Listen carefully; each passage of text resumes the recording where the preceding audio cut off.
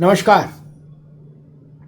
कल जब उत्तर प्रदेश के मुख्यमंत्री योगी आदित्यनाथ विधानसभा में ये कह रहे थे कि जय श्री राम का नारा न तो उत्तेजक है न भड़काऊ है, वह हमारी आस्था का विषय है, हमारी श्रद्धा का विषय है, क्योंकि राम इस देश की रग रग में है।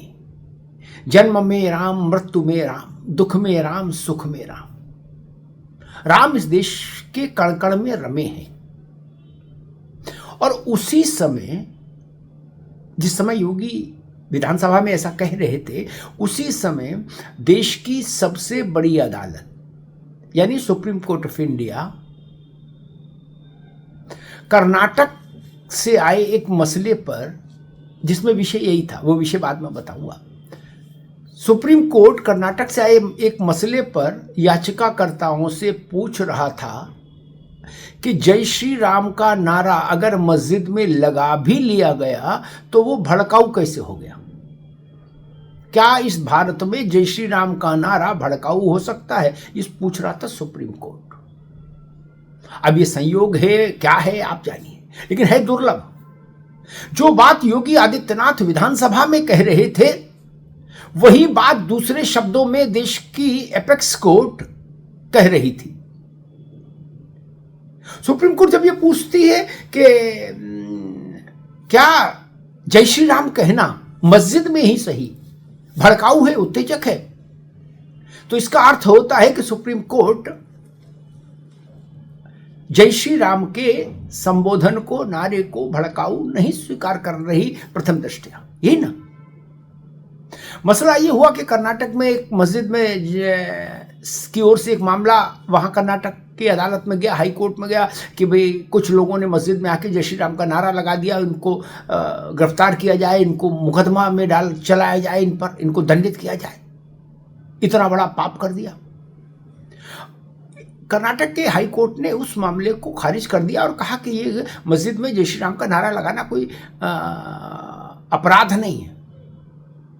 फिर वो लोग कर्नाटक हाई कोर्ट के फैसले के खिलाफ सुप्रीम कोर्ट आए। तो सुप्रीम कोर्ट ने कल सुनवाई करते हुए पूछा कि भारत में जय श्री राम का नारा लगाना कहीं भी, भले मस्जिद सही, भड़काऊ कैसे हो गया, अपराध कैसे हो गया। और यही बात योगी आदित्यनाथ समझाने की कोशिश कर रहे थे देश को कल उत्तर प्रदेश विधानसभा के जरिए। बात तो सिर्फ इतनी सी है कि जय श्री राम कहना भारत में कहीं भी अपराध कैसे हो सकता है। वो दंगे को जस्टिफाई करने के लिए जय श्री राम का इस्तेमाल किया जा रहा है। कहा जा रहा है कि बहराइच में कि जय श्री राम का नारा लगा इसलिए दंगा हो गया। और कहीं भी पथराव होता है, हिंसा होती है, तो कहा जाता, संभल में क्या हुआ, बोले जो सर्वे कमिश्नर जा रहे थे, कोर्ट कमिश्नर, उनके साथ उनके पीछे कुछ लोग थे, वो जय श्री राम का नारा लगा रहे थे, तो इसलिए पत्थरबाजी शुरू हो गई, इसलिए हिंसा शुरू हो गई, इसलिए संभल में आगजनी शुरू हो गई। देश में जितने दंगे हुए पिछले 20 वर्षों में, 30 वर्षों में, उनमें देखिए अधिकांश में यही तर्क दिया गया कि जय श्री राम का नारा लगाया गया और ये नारा उत्तेजक है, इसलिए हम लोग भड़क गए, और भड़क गए तो हमने फिर धुआं धुआं कर दिया। ये तर्क अब खंडित हो गया दो स्तरों पर, विधानसभा में और मंच पर। योगी आदित्यनाथ ने इसको खंडित किया पूरी दृढ़ता के साथ, पूरी प्रतिबद्धता के साथ, और सुप्रीम कोर्ट ने भी इस धारणा को खंडित कर दिया, तार तार कर दिया। जब उसने पूछ लिया कि भाई हमको समझाओ तो ये भड़काऊ कैसे है जय श्री राम का नारा। भारत में जय श्री राम का नारा नहीं लगेगा तो अफगानिस्तान में लगेगा, सीरिया में लगेगा, सूडान में लगेगा, पाकिस्तान में लगेगा। कल उत्तर प्रदेश के मुख्यमंत्री ने एक और भी बात कही। उन्होंने कहा कि अगर मान लीजिए मैं ये कहूं कि मुझे अल्लाहू अकबर का नारा पसंद नहीं, तो बोले क्या आप लगाना बंद कर देंगे। वो समाजवादी पार्टी के संभल से जो विधायक है इकबाल महमूद, उनसे मुखातिब थे। उनका आप बंद कर दोगे लगाना, उन्होंने कहा नहीं आप भी लगाओ, हम तो बंद नहीं करेंगे, आप भी लगाओ।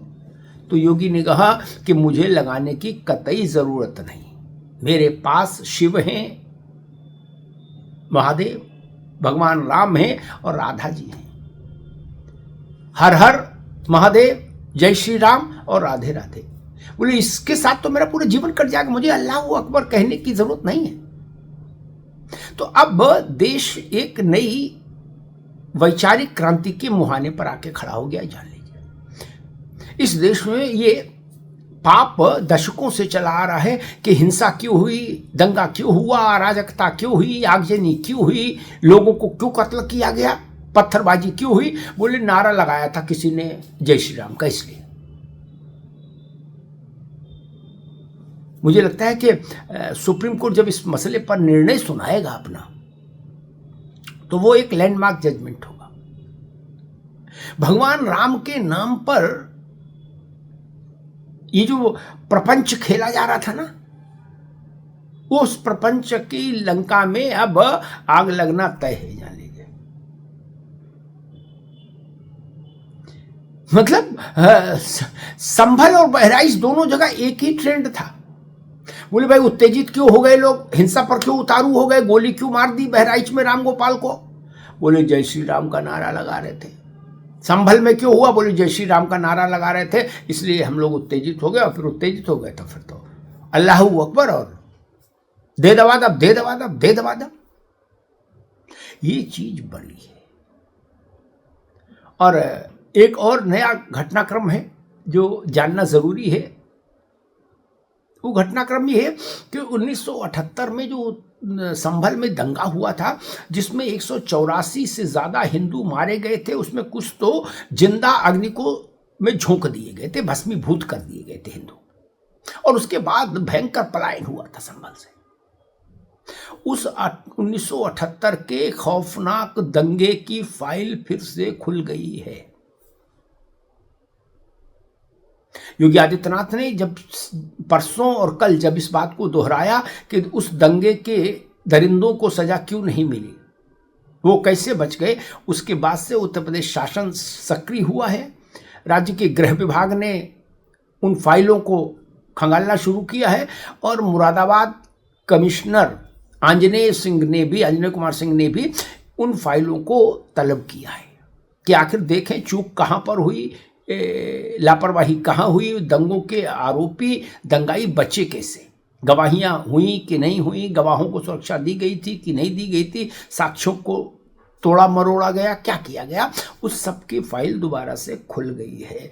कल भी आपको याद होगा योगी आदित्यनाथ ने कहा था कि संभल में हाल के दंगों वाले भी नहीं बचेंगे और पुराने दंगे वाले भी नहीं बचेंगे, कोई दंगाई बचेगा नहीं। तो सरकार अब उसी दिशा में, मुख्यमंत्री के उसी निर्देश के अनुपालन में आगे बढ़ चली है। 1978 के दंगे की फाइल फिर से खुल गई है।